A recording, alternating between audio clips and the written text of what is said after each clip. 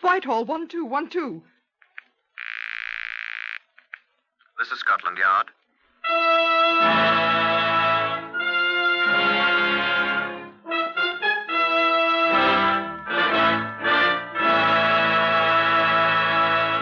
For the first time in history, Scotland Yard opens its secret files to bring you the authentic stories of some of its most baffling cases. These are the stories, the unvarnished facts, just as they occurred, reenacted for you by an all-British cast. Only the names of the participants have, for obvious reasons, been changed. The stories are presented with the full cooperation of Scotland Yard. Research on Whitehall 1212 is prepared by Percy Hoskins, chief crime reporter of the London Daily Express. The stories for radio are written and directed by Willis Cooper. Here are the participants in case number 921MR421. Peter Williams, who boxed at 135 pounds. It's all right. It looked like your duty. Mrs. Jessie Fallowfield, his mother-in-law.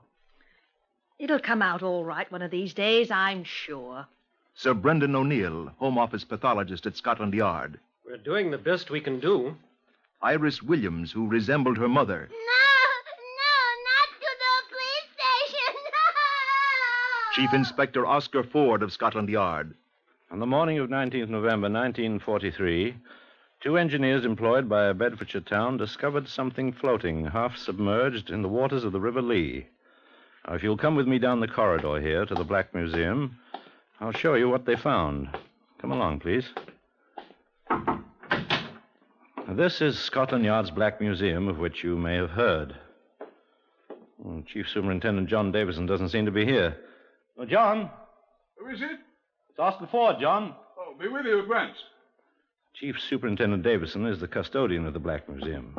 Has a long and distinguished record with the Yard. Oh, good afternoon. Came in connection with the Williams case, John. Oh, yes. 921MR421. Up here on the shelf. Say, I hope you're not too disappointed in not finding skeletons and gory human bodies lying about in here. But they're in short stock with us. Yeah, this is it, Oscar. Actually, this isn't the Grand Guignol, you know. The articles filed away in here, all, of course, at some connection with one crime or another, but they're not particularly gory now. We don't keep them here to inspire writers of penny dreadfuls on the wireless at all. No, they're here for the use as reference items in our business of catching criminals. Examples, you see, of how certain crimes were committed. And I think you'd be amazed how much they aid our people in solving of other similar ones. Now, these things in this box are potato sacks. Ordinary rough burlap sacks. But potatoes come in. Other things come in them, too, John. Yes, a dead body came in this one.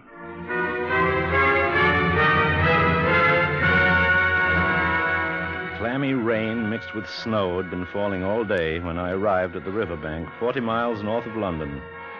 And thanks to the inclement weather, no crowd had gathered, and the huge local constable, the unfortunate victim, and I had the dismal landscape all to ourselves. I showed my card to the constable. Thank you, sir. This it? I wouldn't look if you don't need to, sir. Drowned, eh?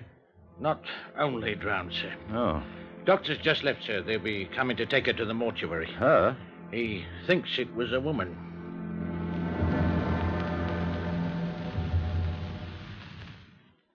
It was, of course, patent that the woman had died a violent death, to use the old cliché, at the hands of a person or persons unknown.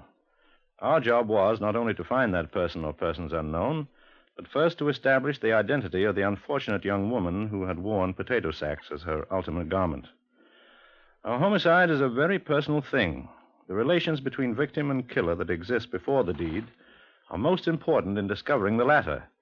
But lacking identification of the victim, it's most difficult to establish what relations ever existed between the late unlamented and any other person in the world. So one might think that the secret of successful murder is to render your victim unidentifiable. But don't try it. It can't be done. We'll catch you. Sir Brendan O'Neill, the Home Office pathologist, told me to what extent the killer had attempted to prevent identification of the victim, and thus of himself. There are no fingerprints, of course. I suggest that you have the bottom of the River Lee dragged at once. Already- See if you can find the missing hands. Already at that, Sir Brendan. No luck so far, though. Well, whoever she was, she wore false teeth, so there's no good trying that one. The teeth are missing, of course. Neither upper nor lower plate. Oh, they might be at the bottom of the river, too. In a foot of mud somewhere. Well, you'll never find them. I've never seen such a completely anonymous body in all my time, Oscar. No scars or moles, birthmarks, that sort of thing? Not a thing. I can tell you her height, though. 5 feet 3 inches. And her weight. Assuming that the missing arms weighed about 20 pounds, that'd make her 121 pounds. Say 120. Quite average brown hair, bobbed. Can't tell you what color her eyes were. No. We're trying to type her blood now. Afraid that's all. Know her age, sir? Oh, I'd say about 27. Oh, yes. And she'd had children. Oh, it isn't much to go on, is it? Oh, best we can do, Chief Inspector. Oh, I know that, sir. Those wounds on her head. Hit with something that has a sharp corner. Smashed the skull in 3 places. Dead when she was thrown into the water. Well, we'll check every missing woman case up Bedfordshire way first. See if we can find out which 120-pound, 5'3" woman's not accounted for. Had children, dull, brown, bobbed hair. That's all of it. I should have listened to my father. Huh? He wanted me to be a parson, sir. Oh. Well, good luck. I'll bloody well need it, I muttered to myself as I closed the door. I didn't have any, though, for a long time. This is what we accomplished in the next 6 weeks. 534 lorry drivers known to have passed the riverbank where the body was found during the 24 hours previous to the finding of the body were investigated and screened. Result? Nothing. The movements of every soldier on day leave from the nearby army camps during that period were traced. Result? Nothing. Every war factory worker in the vicinity, in both day and night shifts, was questioned. Result? Absolutely nothing. 604 women throughout Britain who had been reported missing were checked on by Scotland Yard and provincial police. Result? All 604 women were found alive. The banks and bottom of the River Lee were searched for 2 miles in both directions from the place where the body was found. Results? Quantities of mud and useless debris. A photograph of the skull was given to an expert artist who carefully retouched it into what we all hoped was a semblance of the dead woman's features. And we caused copies of this photograph to be handed from house to house in this market city of 70,000. We had the photograph exhibited on the screens at all the local cinemas. Thousands of persons saw this retouched picture in the weeks before Christmas 1943, including the murderer himself, we found out later. But the results were still nothing at all. On the day after Christmas, the coroner's order for the burial of the remains was signed. Case number 921MR421 was about to be stamped unsolved. As I was leaving the yard on the evening of that 26th, I ran into Chief Superintendent John Davidson, the Black Museum man. Have a good Christmas, sir? I asked. Not bad at all, Oscar. Very pleasant. You? I worked. What a pity. Understand they're burying that girl tomorrow. I expect that's the end of it. Burying her up there in Bedfordshire, are they? Aye. Going to the funeral? Well, sir, you'd hardly call it a funeral exactly. You're going? Hardly, sir. Oh, have a cigar? Canadian friend of mine sent me a box for Christmas. Real Corona Perfectos. Thank you, sir. Well, one more for me, then. I should think it would be an act of Christian charity if you did attend the girl's funeral. Well, sir, I remember once, about 1909 or 10, if I remember correctly. I think it was old smudgy Steele, Inspector Steele, dead now. He nabbed a man at a funeral. That's so, sir. The murderer. Chap came to gloat, I expect, at his victim's last rites. Steele wondered who this stranger was and got into conversation with him. Orson Welles or someone ought to get hold of that one. Make a corking good penny dreadful, wouldn't it? The stranger at the funeral or something. But it really happened. Might happen again, too, you know. Well, good night. Yes. Good night, sir.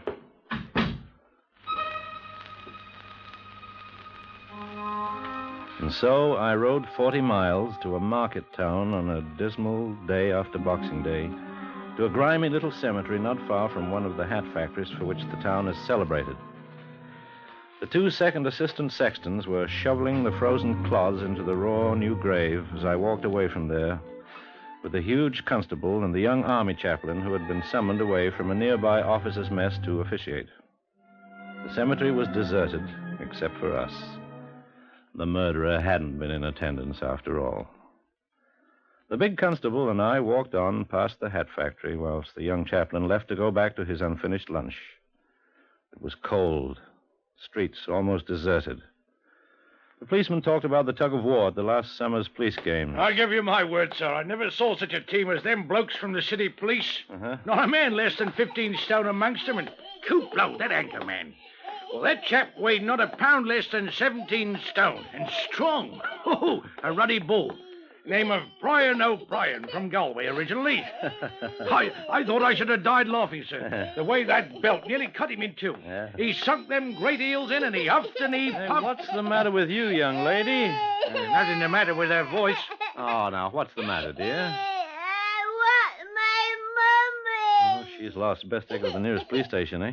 Come along, young lady. No, policeman, no. Oh, she thinks you're going to throw her in jail. No. I'm not going to pinch your sister. You're lost, you see. Mommy lost. Mommy lost. Probably swilling tea somewhere or else planted in a cinema. No, Mommy in London. Mommy gone. I want my mommy. Oh, that's jolly. Now what do we do, Constable? Mommy said she's coming home for Christmas, and Mommy not go. Poor little tyke. I want Mommy. Here, little girl. Little girl. What's your name? Well, look up at me. Here, let me see your face. What's the matter, sir? I have a hunch. Yes, sir. Now, don't let that kid get away. Here. What's she done, sir? I'll show you in a second. Look, keep her quiet, will you, before we run in. Stow it, you little dolly. Oh! No, mustn't bite. Oh! Hurry up, sir, please. Oh, give her a sixpence or something. I'll find it in a minute. Here it is. Look at it. Look at it. Now, don't let her see it. Lord, love a ruddy duck. I want my mommy. You recognize the paper there? Of course, sir. We circulated thousands of these all over town. Well, tell me what it is. Darling. Yes, sir, it's the picture of the missing woman that you people at Scotland Yard had made up. What else do you see? Sir? I said, what else do you see? Oh! This little maniac, whose mother is missing, is the spitting image of the picture. All right. Come on, darling. We'll take you home. My mommy come home. Now, dear, your mummy can't come out now. We accompanied the little girl whose name we learned was Iris Williams, age 3, to her home, a short distance away. It was a modest 3-room flat occupied by a Mrs. Jessie Fallowfield, the child's grandmother, and her son-in-law, Iris' father, a member of the local National Fire Service unit. Little Iris retreated to the doorstep with an enormous slice of bread and wild bramble jelly, while Mrs. Fallowfield talked with us. Yes, I've been here only 2 weeks, you see. I didn't want to talk before little Iris. Her mother's away. My daughter. So we understand from Iris, Mrs. Fallowfield. Quite. I don't like to have to say it, but Jessie, my daughter, she has the same name as mine, and Peter, my son-in-law, didn't get on together. Where is your son? At the fire station. Uh-huh. Well, to speak quite plainly, my Jessie wrote to me at Sevenoaks in Kent, you know, that she couldn't stand it here with Peter any longer, and she was going away. Well, how long ago was that? Oh, the 19th of November. Uh-huh. You haven't heard from her since? Oh, yes, indeed, almost every week. You've heard from her since she left? Oh, yes, but we're on the best of terms as long as we're not together, you see. I'm afraid she's a bit flighty. Well, one can't live one's daughter's life, can one? No, one can't. And you say you heard from her recently? Oh, yes. As a matter of fact, the reasons I came from Sevenoaks to live here is because she wrote asking me to. She did? Yes, she insisted she couldn't live with Peter. But he needs to be taken care of, says she, and won't you go and make a home for him, Mother? So that's why I'm here. Peter just moved in with me a week ago. It's very cozy. Though I do wish she'd come home again, though it would probably be the same thing all over again. Bicker, bicker, bicker. Oh, there's no peace in this world anywhere, is there? Well, I'm sure we're very sorry to have bothered you, Mrs. Fallowfield, but we were quite captivated by little Iris. I do hope she didn't hurt you. Oh, a bit of Mercurochrome will fix that up, ma'am. Iris was quite upset that her mother hadn't come home for Christmas. Oh, my, yes. Though Jessie wrote both Peter and me saying she couldn't make it. She was so busy there in Hampstead, the Christmas rush and all. A hairdresser, you said? Yes, but I'm afraid I don't know the name of the place. Well, it doesn't really matter since you're sure it was your daughter's handwriting in that letter. Well, I should think I'd be able to recognize that handwriting of hers. Oh, the hours I've spent trying to teach her to write tidily. Well, I hope you'll pardon our intrusion, Mrs. Fallowfield. We were so taken with dear little Iris. Yes. And rather alarmed about her mother. Oh? And I'm afraid that we, police officers... Suspicious. I'm sorry. Well, there's nothing at all to worry about my daughter, gentlemen. I'm quite sure that she's safe. Oh, I'm quite sure of that, madam. But her husband, your son. Oh, I'm sure that... Oh, I wouldn't be surprised if that's Peter now. Peter? Hello, Ma. There's another letter from Jessie here. Oh, I'm sorry. These gentlemen are from the police, Peter. The police? About Jessie? I'm happy to see you, Mr. Williams. Oh, I'm Chief Inspector Ford of Scotland Yard. What's this about Jessie? Oh, don't be alarmed, Peter. Iris was blubbering in the street about her mummy being lost, and these gentlemen were afraid murder's been done or something equally horrid and brought her home. Oh, well, thank you, gentlemen. Mother, I must have tea early. I'm fighting tonight. My son is a boxer. You're a lightweight, I take it, Mr. Williams? Uh-huh. 135 pounds, yes. Didn't see your name on the card. At the drill hall, eh? Yes. Slasher Rifkin broke his wrist this afternoon. I'm a substitute. Oh, I shall probably see you then. Too bad about Slasher. Good man, that. Saw him fight that Australian 4 weeks ago. Oh, I've beaten him twice. He can't stand up against a left-handed boxer. You're left-handed? Yes. Another letter from Jessie, Peter. Yes. The postman was just passing, and he... That another example of your daughter's handwriting, Mrs. Fallowfield? Oh, yes. Oh, yes, of course. Did you ever see such writing? The girl will never learn. Nobody could ever imitate that writing. Well, gentlemen, I'm sorry that you've had to get mixed up in all this. My wife's a very charming girl, but... Oh, we quite understand. I hope you'll forgive our intrusion. Oh, it's all right. Looked like your duty, I suppose. Another one of those unfortunate affairs. I'm sorry about it, but, well, you're men of the world. You understand. Oh, yes, absolutely. Quite. It'll all come out right one of these days, I'm sure, though. It's all right, Mother Fallowfield. Gentlemen, if you'll excuse me, I've got to have my tea now. Oh, of course. So sorry to have disturbed you, sir. And Mrs. Fallowfield? Oh, it's quite all right. Good night. Good night. Good night. Now, Peter, would you fancy a nice kipper, perhaps?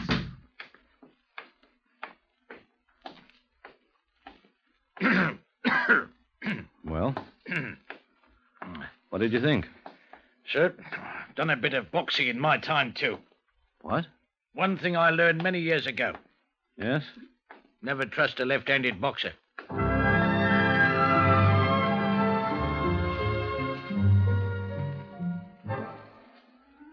I went back to London completely baffled at this turn of events that had suddenly reopened a case that should have been closed in that wintry little graveyard. Here was almost indubitable proof that the woman we had buried was still alive and in constant communication with her husband and her mother. The letter from her had arrived on the very day I had seen her body committed to the frozen ground. It was impossible, obviously. Well, at my desk at Scotland Yard the next morning, I arranged to have every known hairdressing shop in Hampstead and the whole north of London investigated to find if any employed a girl named Jessie Williams or Jessie Fallowfield. I'd caught the return address on the envelope in the Fallowfield flat, and it said, Jessie Williams, Hampstead. Hampstead. Spelled that way without the P. Hamstead. I remembered. Well, I thought she spells as badly as she writes. I dismissed it and picked up the telephone to make a routine inquiry. Criminal Records Office, Sergeant Healy. Haley, I'd like you to look up a chap for me, please. Who's this speaking, please? Oh, I'm sorry. Chief Inspector Ford. Yes, sir. Chap named Peter Williams, a boxer by profession, comes from Bedfordshire. See if we've ever had any dealings with him before, will you? Take some time, sir. Oh, good enough. Ring me when you find out, will you? Williams, Peter. That's all I know about him. We'll see what we can find, sir. All right. Thank you. I went upstairs to see Sir Brendan O'Neill, the Home Office pathologist. Hello, Oscar. Get her buried, all right? Yes, sir. Sit down. But I want to dig her up again. What for, old boy? Can it be done? Well, of course, if there's sufficient reason. I need to know one or two things. Well, it's unusual, but... The case isn't closed yet. I saw to that.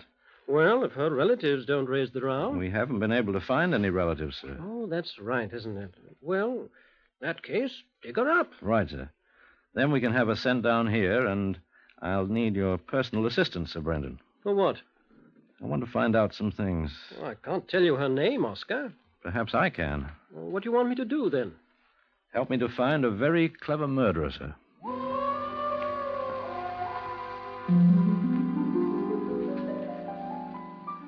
These things happened during the next 2 days. First, a report from the officer in charge of checking the hairdressing establishments. We have checked every hairdressing shop in the entire north portion of London, with special reference to Hampstead, sir. 131 shops. Not one has any record of a woman named Jessie Williams or Jessie Fallowfield. There was only one Jessie among them all, a Mrs. Jessie Forrester, aged 61. She was obviously not the person we was after. Thank you, Sergeant. Yes, sir. A report from the Criminal Records Office of Scotland Yard. Sergeant Healy speaking, sir. We checked thoroughly on your boxer, Peter Williams. Find anything on him? Yes, sir. He's been up twice. Convicted. Penal servitude in both instances. Good. That all, sir? Yes. Oh, no. What was he charged with? Forgery, sir. A final visit to Sir Brendan O'Neill's laboratory. Here's the report, Oscar. She was struck twice on the head with a flat object, like a wide metal bar or a heavy, narrow wooden plank. The instrument was of an undetermined length, but the marks on the skull indicate that it was 3 7/8 inches wide, at the point where it was struck into the skull. Very good indeed, Sir Brendan. How about the other experiment? Well, they're still working on that. Looks rather silly, doesn't it? I think you were right. Will you be able, do you think, to swear to it if you find I'm right, sir? Well, if results continue this way, we shall. You sent for me, Sir Brendan? Oh, yes. You're Hayes, aren't you? Yes, sir. Right or left-handed, Hayes? Left-handed, sir. Good. Over on that side, they'll call you when they're ready, Hayes. Yes, sir. Would you like to take a little trip up to Bedfordshire with me, Sir Brendan?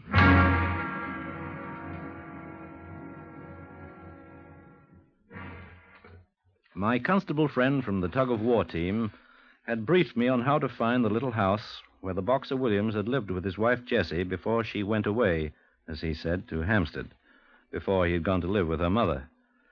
It was a tiny cottage not far from his present flat. I noted with interest that one of the windows looked out onto the graveyard where we had buried that poor woman a few days before. We walked around the place, staring at the neat rooms, empty as they'd stood since Williams had moved out. There was nothing at all at first to excite our interest. Sir Brendan O'Neill walked into the tiny stone-floored scullery. I watched with the other Scotland Yard man who'd come with us. Sir Brendan spoke from the other room. This might be it, Oscar. This strip of wood on this old bench here. Measure it. 3 7/8 inches, all right. Well, right width, Oscar. Good. It's been nailed on fairly recently, sir. These are new nails. See if you can get it off. Carefully. Oh, I can do it.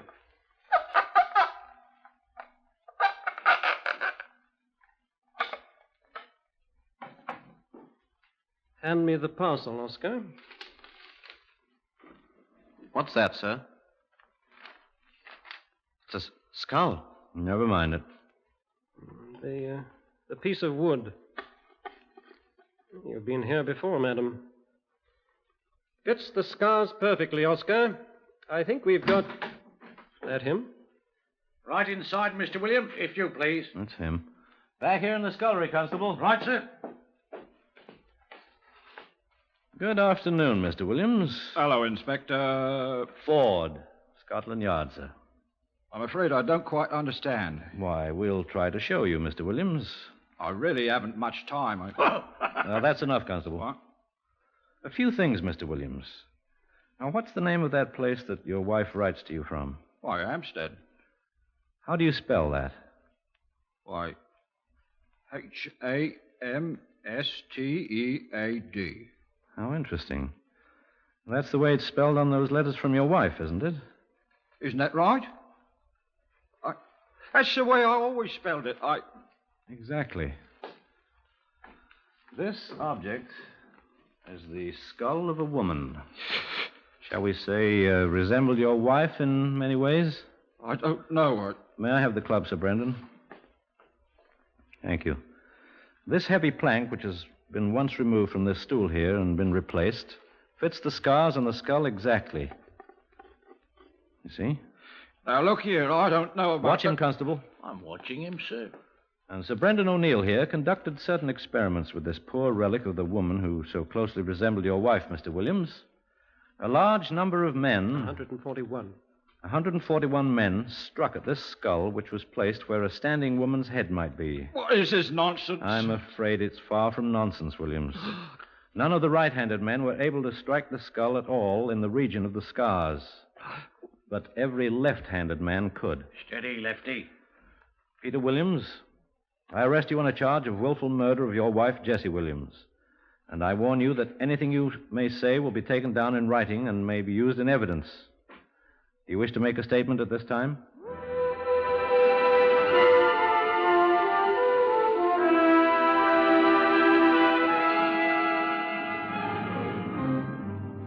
The evidence was incontestable. At the trial, the testimony of handwriting experts proved that Williams had written the letters purportedly coming from his wife after her death. The days on which these letters had been posted were in every case the days on which Williams had been off duty, the only days on which he had been able to go to London for that purpose. It was demonstrated in court that only a left-handed man could have struck the fatal blows. The testimony of more than a dozen acquaintances of the couple provided the motive for the murder. And in a dramatic break with his counsel in open court, Williams shouted out his confession that he had indeed committed the brutal murder. He was sentenced to be hanged, and the sentence was executed on May Day, 1944.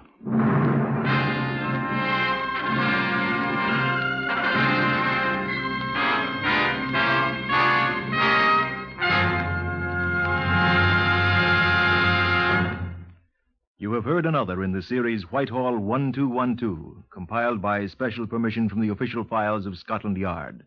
Only the names have been changed. Otherwise, the story is true. Research for Whitehall 1212 is prepared by Percy Hoskins of the London Daily Express. The stories for radio are written and directed by Willis Cooper.